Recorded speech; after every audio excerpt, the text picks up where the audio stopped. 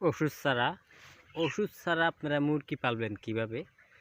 একটা ফার্মের মধ্যে অনেক টাকা ওষুধ লাগে, কিন্তু রোগ থাকলে ওষুধ খাবান, না থাকলে ওষুধ খাবান। আসলে ভাই, রোগ যদি থাকে তাহলে ওষুধ চালাবেন, আর যদি মুরগি সুস্থ থাকে, মুরগি মারা না যায়, তাহলে ওষুধ খাবার কোনো দরকার নাই। আপনার শরীরে যদি আপনার রোগ থাকে, জ্বর থাকে, তাহলে আপনি ওষুধ খাইবেন। আপনি বাল্লা মাসকে ওষুধ খাবেন? কখনো খাবেন না। তো এরকম মুরগির ক্ষেত্রেও মুরগি যদি সুস্থ থাকে, ভালো থাকে, তাহলে ওষুধ কখনো খাওয়াবেন না। খালি বুটিং ওষুধটা খাওয়াবেন, এরপরে মুরগির সাদা পানি চালাবেন। সাদা পানি চালার পরে দেয়া যদি মুরগি অসুস্থ থাকে, দুর্বল থাকে, তাহলে ট্রিটমেন্ট করবেন, না হলে সাদা পানি চালান। ভাই, ওষুধ খাওয়ায় কোনো লাভ নাই।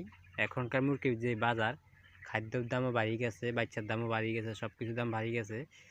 আপনি ব্যবসা করে কয় টাকা পান, কিন্তু আপনি যদি ওষুধ খাওয়াইতে থাকেন, তো এই ওষুধ খাওয়ায় কোনো লাভ নেই ভাই। খালি সাদা পানি চালান, বুটিং ওষুধগুলো খাওয়ান, আর ভ্যাকসিনগুলো করান, আর শুধু সাদা পানি চালান, তাহলে আপনারা কিছু মুরগি লাভবান করতে পারবেন। আর আপনি যদি ওষুধ খাওয়াইতে খাওয়াইতে 1,00,000 টাকা, 20,000 টাকা, 30,000 টাকা এরকম ওষুধ খাওয়াইতে থাকেন, তাহলে ভাই কখনো লাভ করতে পারবেন না। আসলে ভাই, ব্যবসার মধ্যে লাভও আছে, লসও আছে। তো সেই বিষয় নিয়ে চিন্তা করে লাভ নাই। আপনার এক বেশ লাভ হবে, এক বেশ লস হবে। কিন্তু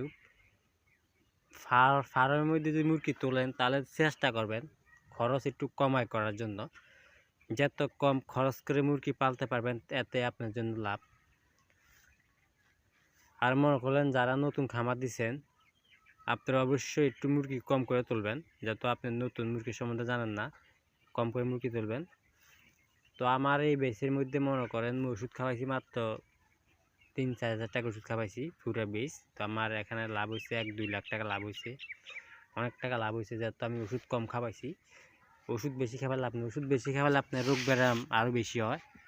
এই চিন্তা রাখবেন মাথার মধ্যে, ওষুধ অবশ্যই কম খাওয়ার চেষ্টা করবেন।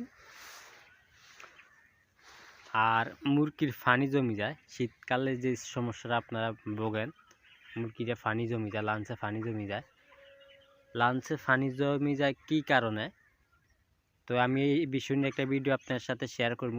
এখন ভিডিওটা লম্বা হয়ে যাব, এই কারণে ভিডিওটা একটু স্কিপ করে চলে যাবো একটু পরে।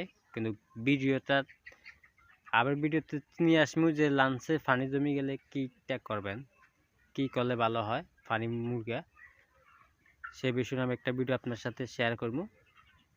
তো আজকে যে বিষয় নিয়ে কথা বলতেছি, ওষুধ সবসময় মুরগির কম খাওয়াবেন, চেষ্টা করবেন কম খাবার জন্য। বেশি ওষুধ খাওয়া কোনো লাভ নাই, মুরগি এত লাভ হয় না। চেষ্টা করবেন সাদা পানি খাওয়ার জন্য, ওষুধ হলে ট্রিটমেন্ট করবেন।